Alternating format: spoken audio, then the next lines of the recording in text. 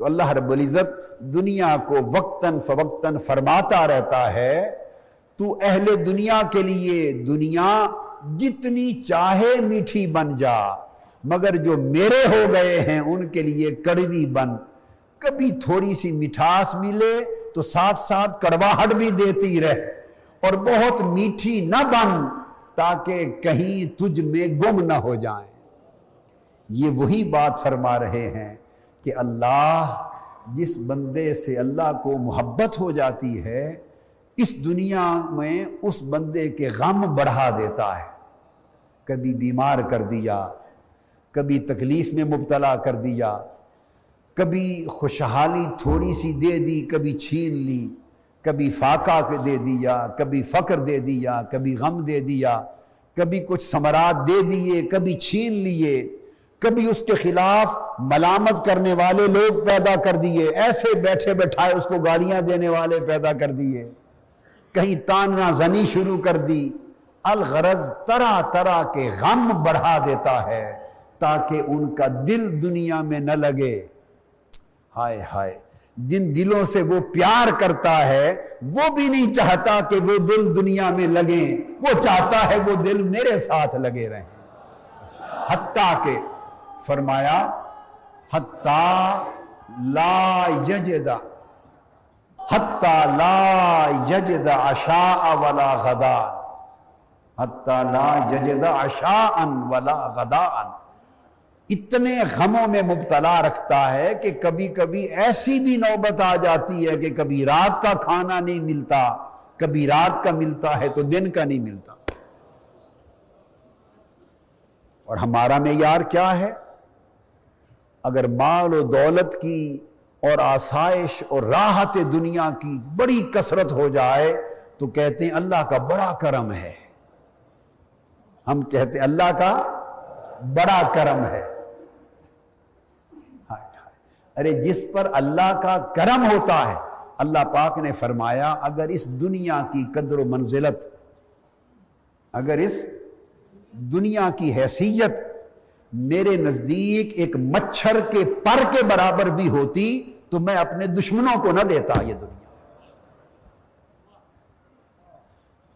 اس دنیا میں کل اللہ کے جو دشمن ہیں، جو کافر ہیں، مشرک ہیں، اسلام کے دشمن ہیں، اس کے محبوب نبی کے دشمن ہیں، سب سے بڑھ کر دنیا ان کے پاس ہے۔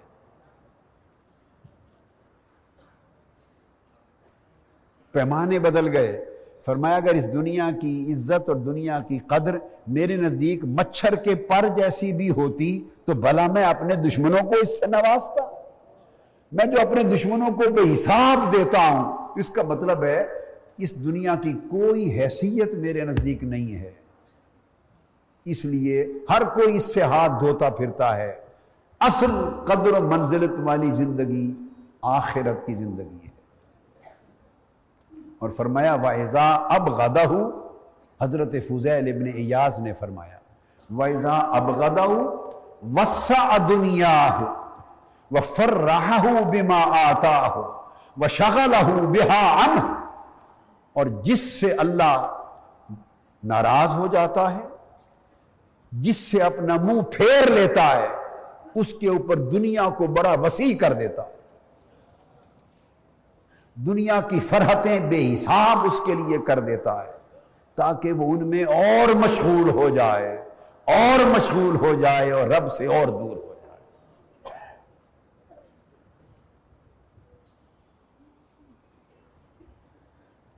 ہائے اس طرح حضرت فضیل ابن عیاض نے فرمایا وقال طوبى لمن استوحش بالخلق وانس بالحق، مبارک ہو اس شخص کو جسے مخلوق سے وحشت مل گئی اور اپنے مولا سے اس کے دل میں انس آ گیا۔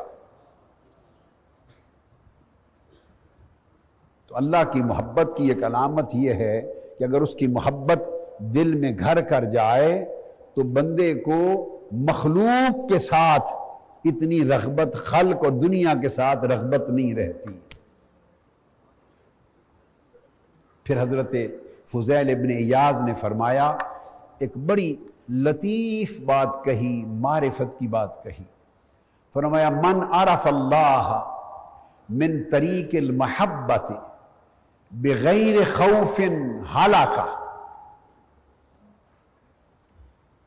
ومن عرفہ من طریق الخوف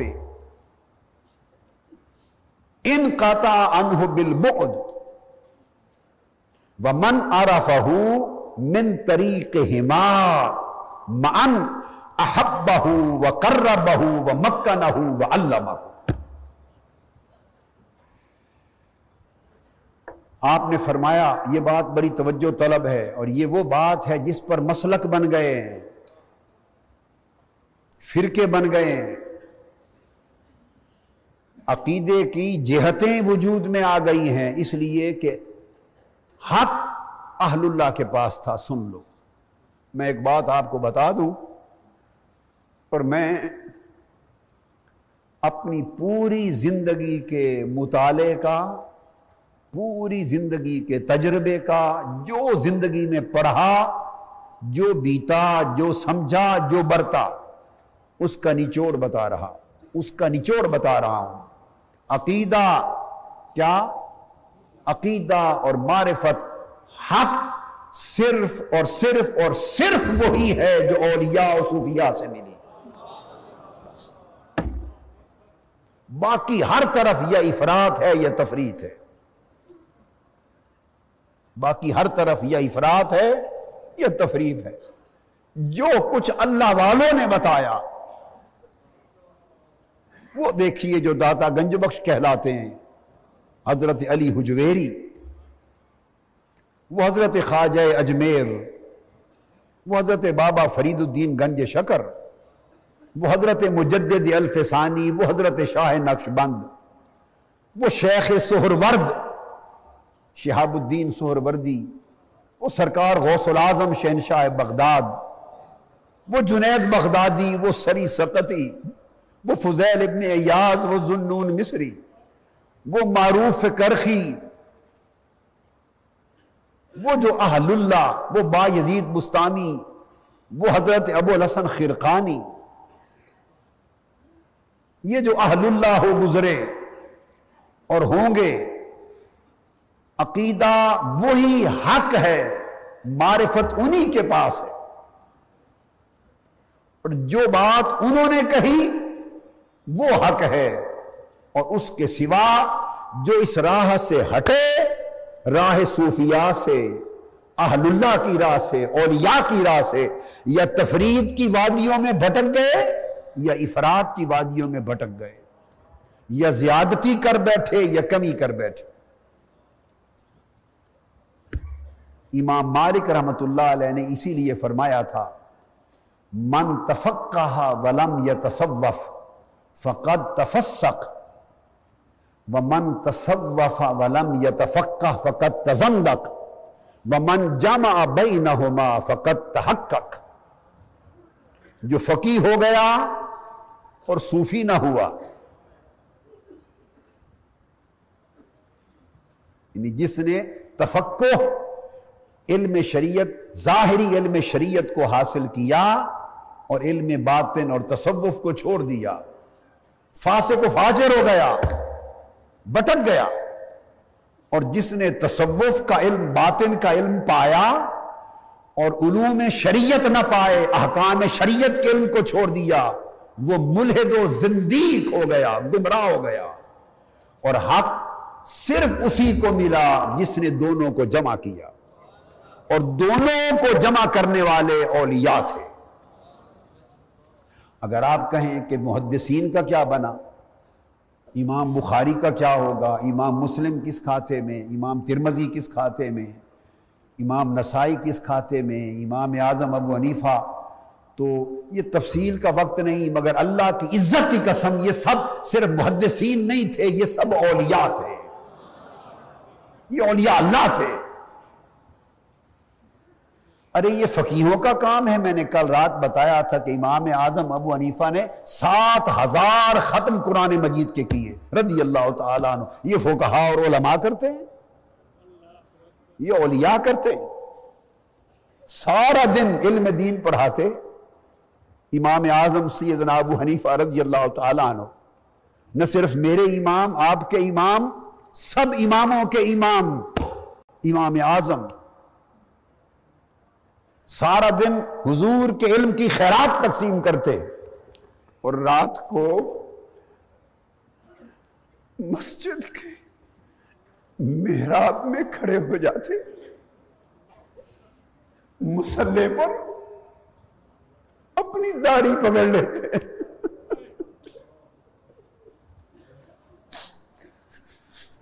سفید داڑھی پکڑ لیتے اور عرض کرتے مولا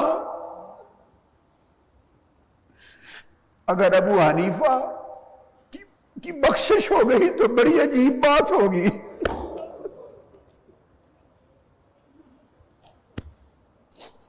ابو حنیفہ قیامت کے دن بخشا گیا تو بڑی عجیب بات ہوگی، حیرت کی بات ہوگی. میرے پلے بخشش کے لیے کچھ نہیں، میری داڑھی میں جو سفید بال ہیں ان کا خیال کر کے معاف کر دینا. اب مجھے بتائیے یہ علماء کی بولی ہے؟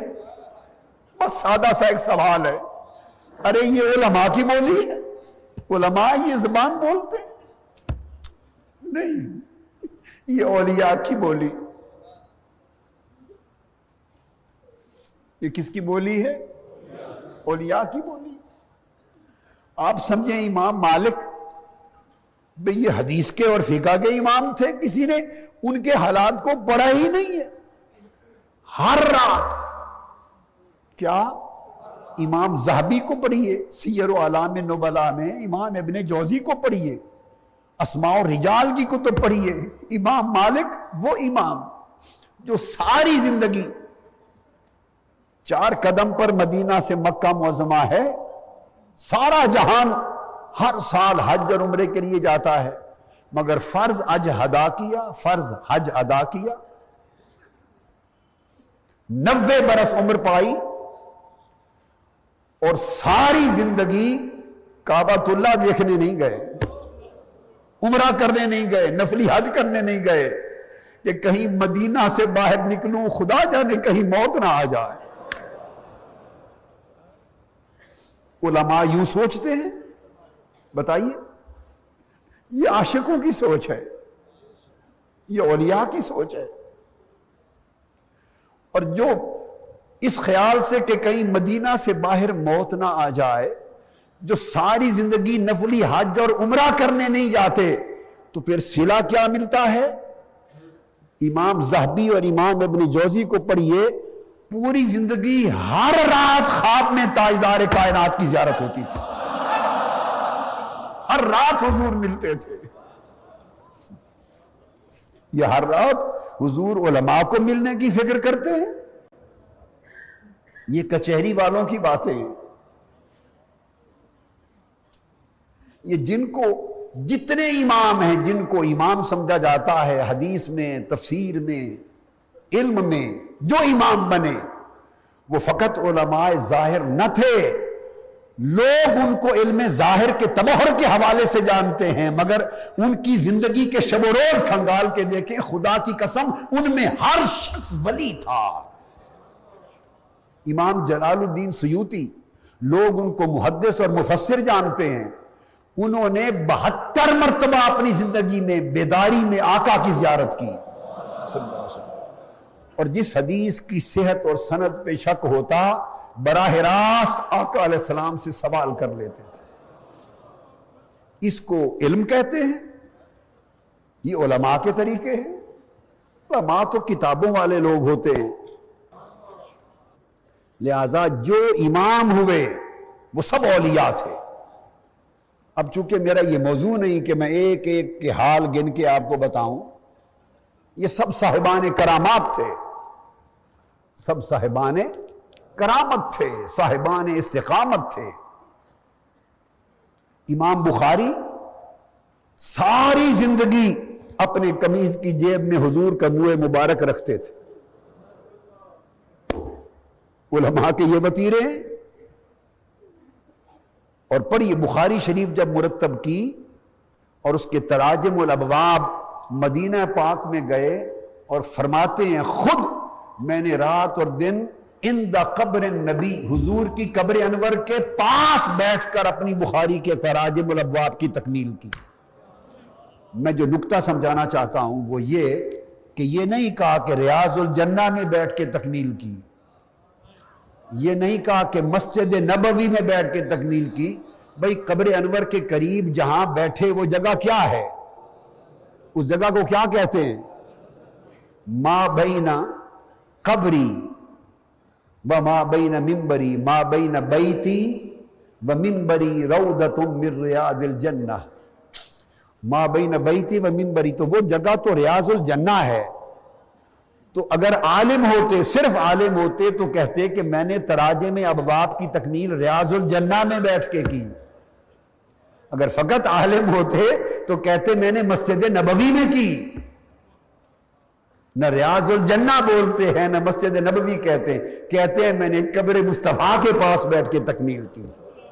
تو بولیوں کا فرق سمجھ میں آتا ہے یا نہیں؟ یہ اولیاء کی بولی ہے، یہ اولیاء کی بولی ہے۔ خیر، سمجھانا مقصود یہ ہے کہ حق اولیاء اللہ اور صوفیاء کے پاس ہے، حق اولیاء اور صوفیاء کے پاس ہے۔ جو عقیدہ اس راستے سے ملے وہ لو، دائیں بائیں یا افراط ہوگی یا تفریط ہوگی، وہ بات آ رہی ہے جو حضرت فضیل ابن ایاز نے کہا کہ جس شخص نے اللہ کو پہچانا اور اللہ کی معرفت کی راہ پر چلا صرف طریق محبت سے، بڑا خاص نکتہ ہے آپ لوگوں کے لیے، یہ جو ہم اہل سنت ہیں اور عاشقان رسول کے دعوے دار ہیں کہلاتے ہیں، صرف خاص طور پہ آپ کے لیے، پھر اگلا حصہ اوروں کے لیے بھی ہے جو عشق کا دعویٰ نہیں کرتے۔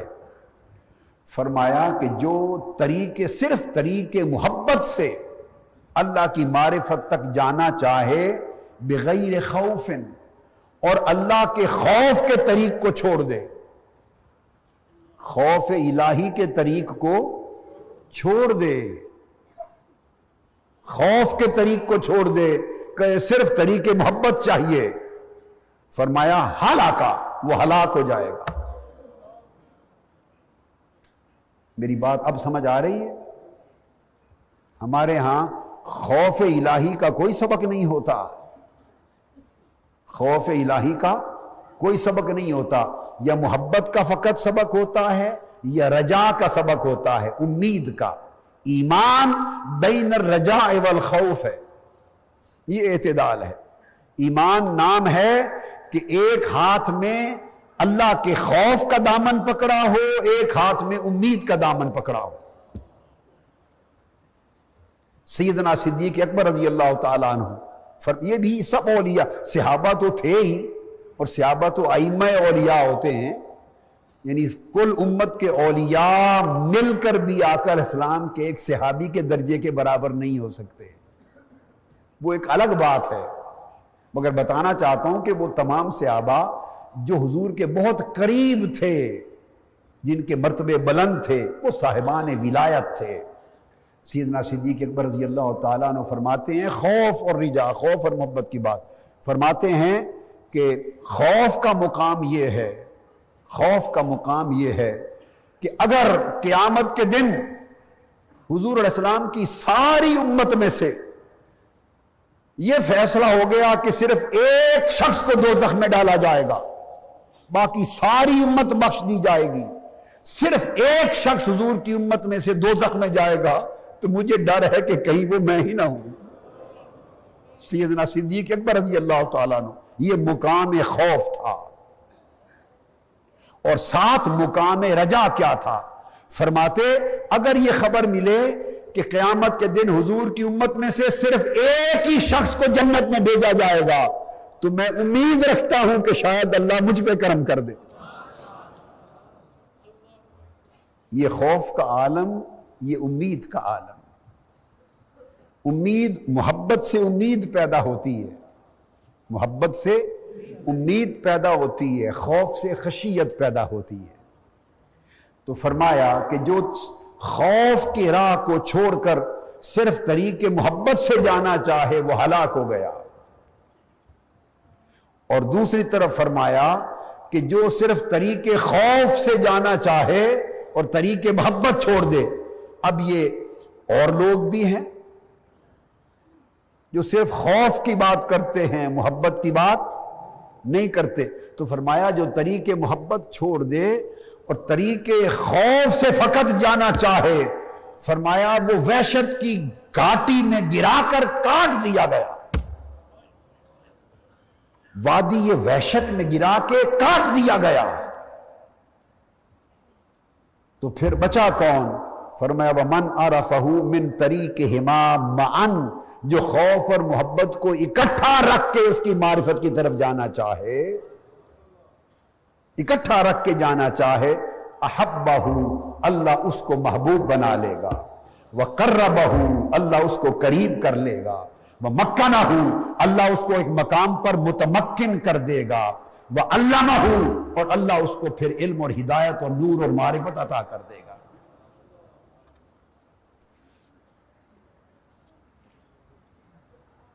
پھر اصلاح احوال کے لیے تصوف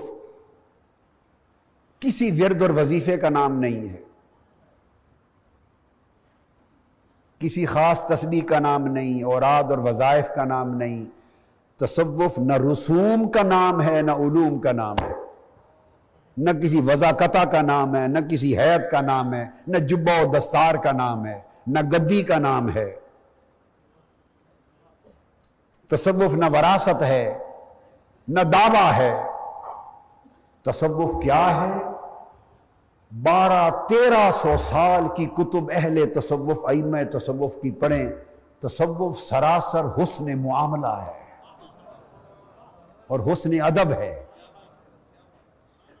تصوف یہ ہے کہ اللہ سے معاملہ کیسا کرنا ہے، رسول سے معاملہ کیسے ہے، صحابہ سے معاملہ کیسے ہے، اہل بیت سے معاملہ کیسے ہے، اولیاء سے معاملہ کیسے ہے، بڑوں سے معاملہ کیسے ہے، چھوٹوں سے معاملہ کیسے ہے، بیوی بچوں سے معاملہ کیسے ہو، پڑوسیوں سے معاملہ کیسے ہو، دوست سے معاملہ کیسے ہے، دشمن سے معاملہ کیسے ہے، عالم سے معاملہ کیسے ہے، جاہل سے معاملہ کیسے ہے، نیکوکار سے کیسے ہے، بدکار سے کیسے ہے، غریب سے کیسے ہے، امیر سے کیسے ہے، ہر ایک کے ساتھ اپنا معاملہ اچھا رکھنا، یہ تصوف ہے، یہ حسن ادب ہے۔ ہم 2 معاملے درست کرتے ہیں، 8 معاملے خراب رکھتے ہیں۔ اسی طرح ہے نا، 2 جگہ معاملے اچھے کرتے ہیں، 10 جگہ معاملے خراب کرتے ہیں، اور پھر دعوے دار ہوتے ہیں۔